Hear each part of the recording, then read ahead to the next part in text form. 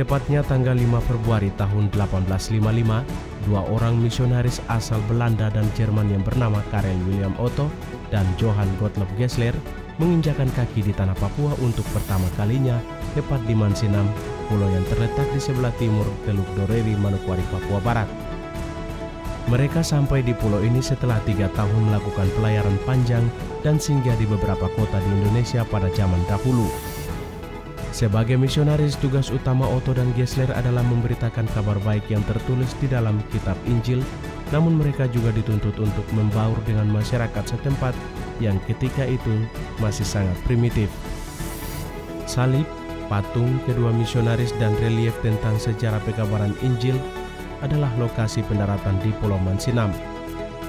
Atas izin Sultan Tidore yang kala itu Papua merupakan wilayah kekuasaannya, Otto dan Gessler bersama para pengutus kerajaan berlayar mendarat di Pulau Mansinam yang kala itu pantainya masih dipenuhi seluk belukar. Sendeling Johann Gottlob Gessler menulis kesan pertama kali di medan pekabaran Injil di tanah New Guinea, negeri hitam yang disebut negeri iblis.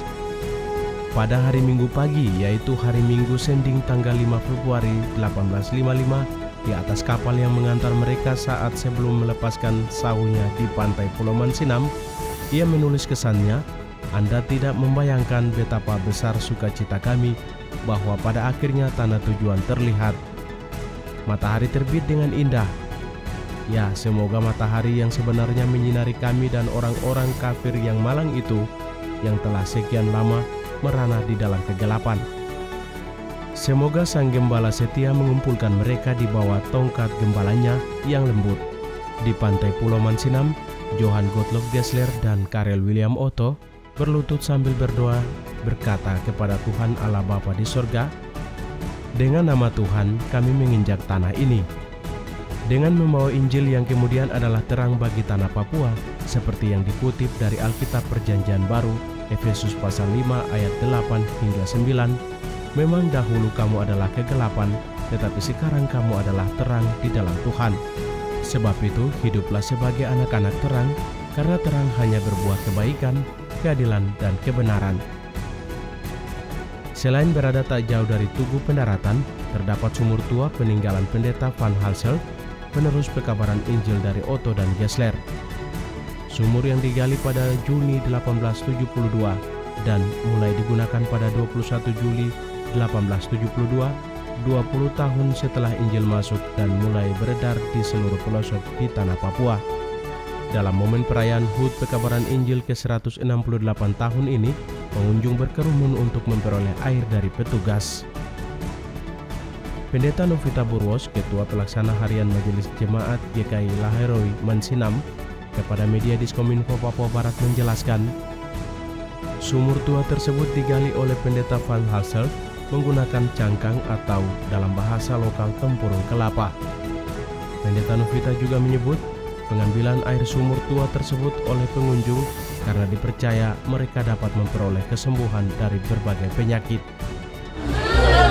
Sumur ini dibuat atau dikerjakan oleh anak-anak didik dari Van Halsel. Anak-anak didik dari Van Halsel, dan sumur itu digali menggunakan tempurung kelapa. Itu sesuatu yang unik di zaman itu. Sumur dalam kurang lebih 12 meter yang hanya digali dengan mempergunakan tempurung kelapa. Dan sesuatu yang luar biasa juga dari sumur tua ini, walaupun letaknya itu tidak jauh dari laut, tapi sumur itu tidak terasa asin. Airnya tawar, segar sekali. Padahal kalau kita lihat tidak jauh letaknya dari pantai. Itu juga hal-hal yang luar biasa yang kita bisa lihat dari sumur ini. Dari Manokwari, media Diskominfo Papua Barat melaporkan.